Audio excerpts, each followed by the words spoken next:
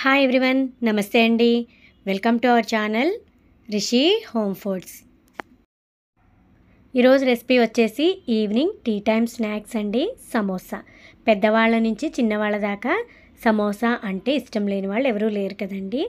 దీన్ని సింపుల్గా easy stuffing తోటి బయట కొనే పని లేకుండా ఇంట్లోనే ఈజీగా తయారు చేసేసుకుందామండి. మన ఇంట్లో చిన్న ఫంక్షన్స్ అయినా పార్టీస్ అయినా చాలా సులువైన పద్ధతిలో ఈజీగా తయారు చేసుకోవచ్చండి. అలాగే దీనికి పెద్ద టైం కూడా పట్టదండి. ఈ సమోసాకు కావాల్సిన పదార్థాలు అలాగే దీని తయారీ విధానం ఇప్పుడు మనం చూసేద్దామండి. ఇక్కడ నేను 1 కప్పు అటుకులు తీసుకున్నానండి. ఏ అటుకులైనా పర్వాలేదండి. వీటిని శుభ్రంగా కడిగి తడి లేకుండా తీసుకోవాలండి. ఇప్పుడు ఇక్కడ ఒక మిక్సింగ్ బౌల్ తీసుకుని అందులోకి ఈ కడిగిన అటుకుల్ని వేసుకోవాలండి. మీడియం సైజ్ ఉల్లిపాయ చిన్న ముక్కల కింద కట్ చేసి వేసుకోవాలండి. అందులో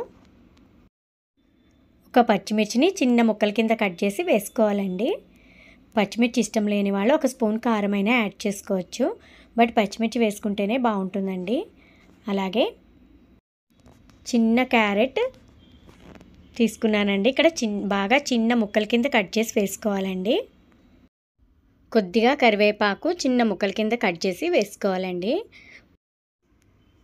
ఈ స్టఫింగ్కి సరిపడా 1 స్పూన్ సాల్ట్ని యాడ్ చేసుకుంటున్నానండి. ఈ సాల్ట్ మొత్తం అంతా స్టఫింగ్ పట్టేలాగా మనం చేత్తో బాగా కలుపుకోవాలండి.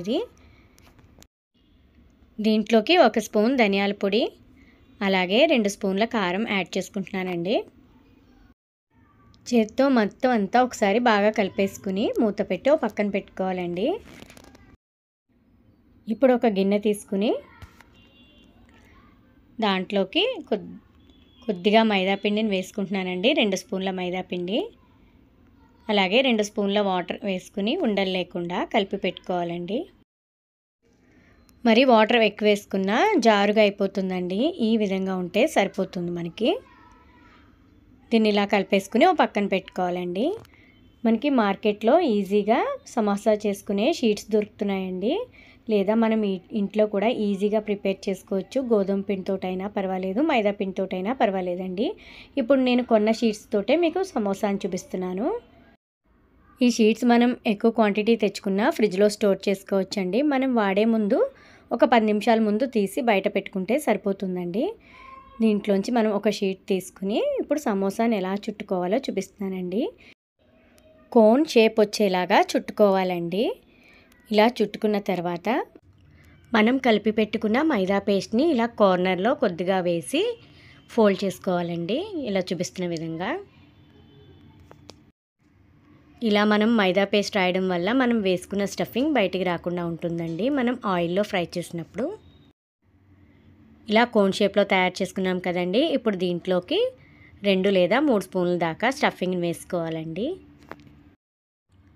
స్టఫింగ్ని ఇలా ఫిల్ చేసుకున్నాక ఇప్పుడు మనం ఫోల్డ్ చేసుకునే అంచుల్ని మైదా పిండి పేస్ట్ రాసుకుని ఇలా చూపిస్తున్న విధంగా ఫోల్డ్ చేసుకోవాలండి. ఇలా సులువైన పద్ధతిలో సమోసాలన్నీ చుట్టేసుకుని పక్కన పెట్టుకోవాలండి. మీకు ఇలా కష్టం అనిపిస్తే సమోసా మోల్డ్ కూడా దొరుకుతాయండి మార్కెట్లో. అలా తెచ్చుకుని దాంట్లో పెట్టుకుని మనం స్టఫ్ని యాడ్ చేసుకుని ఒకసారి నొక్కేసుకుంటే సరిపోతుందండి. ఇలా ఉంటే పర్ఫెక్ట్గా మనకి సమోసా లుక్ వచ్చింది కదండి. ఇలా తయారు చేసుకోవాలండి. మొత్తం అన్నీ తయారు చేసుకుని పక్కన పెట్టుకోవాలండి. మీకు మరొక సమోసాని ఎలా చుట్టుకోవాలో చూపిస్తున్నానండి. ఇక్కడ మనం ఈ సమోసా షీట్స్ని ఇంట్లో అయినా ఈజీగా తయారు చేసుకోవచ్చండి. గోధుమ పిండితో లేదా మైదా పిండితోటైనా సులువుగా తయారు చేసుకోవచ్చండి. ఇలా మనం మార్కెట్లో కొన్నవి చాలా ఎక్కువ క్వాంటిటీలో వస్తాయండి. మనకి చాలా రోజులు కూడా నిల్వ ఉంటాయి. ఇలా మనం స్టఫింగ్ వేసేసుకున్నాక దాని అంచుల చుట్టూ కొద్దిగా మైదా పిండి పేస్ట్ని రాసుకుని ఇలా ఫోల్డ్ చేసేసుకోవాలండి. ఇలా మనకి కావలసిన సమోసాలన్నీ చుట్టుకుని పక్కన పెట్టుకోవాలండి. ఇప్పుడు స్టవ్ ఆన్ చేసుకుని ఒక కడాయి పెట్టుకోవాలండి. డీప్ ఫ్రైకి సరిపడా ఆయిల్ యాడ్ చేసుకోవాలండి. అందులోకి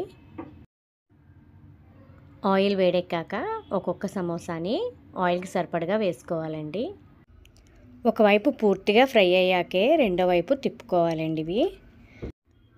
ఇవి 2 వైపులా బాగా ఫ్రై అయ్యాక ఒక ప్లేట్లో తీసి పక్కన పెట్టుకోవాలండి. అలాగే మిగతా వాయిన్ కూడా వేసుకుని మంచి కలర్ వచ్చేంత వరకు ఫ్రై చేసుకుని పక్కన పెట్టుకోవాలండి. ఇవి వేడిగా ఉన్నప్పుడే సర్వ్ చేసుకోవాలండి, మరి చల్లారిపోతే సమోసా బాగోదండి. దీంతో పాటు కొన్ని పచ్చిమిర్చిలు కూడా ఇలా ఫ్రై చేసుకుని తింటే చాలా టేస్టీగా ఉంటాయండి. చాలా సులువైన పద్ధతిలో ఈజీ స్టఫింగ్ తోటి సమోసా రెడీ అయిపోయిందండి. ఇక ఆలస్యం చేయకుండా మీకు కూడా ఈ రెసిపీ నచ్చితే మీరు కూడా ట్రై చేసి టేస్ట్ ఎలా వచ్చిందో కామెంట్ చేయండి. అలాగే లైక్ చేయండి, షేర్ చేయండి, తప్పకుండా సబ్స్క్రైబ్ కూడా చేసుకోండి. మరిన్ని టేస్టీ అండ్ యమ్మీ రెసిపీస్ కోసం రిషి హోమ్ ఫుడ్స్ని తప్పకుండా ఫాలో అవ్వండి. Thank you for watching Rishi home foods. మరొక మంచి వీడియోతో మళ్ళీ కలుద్దాం. అంతవరకు సెలవు. Bye bye.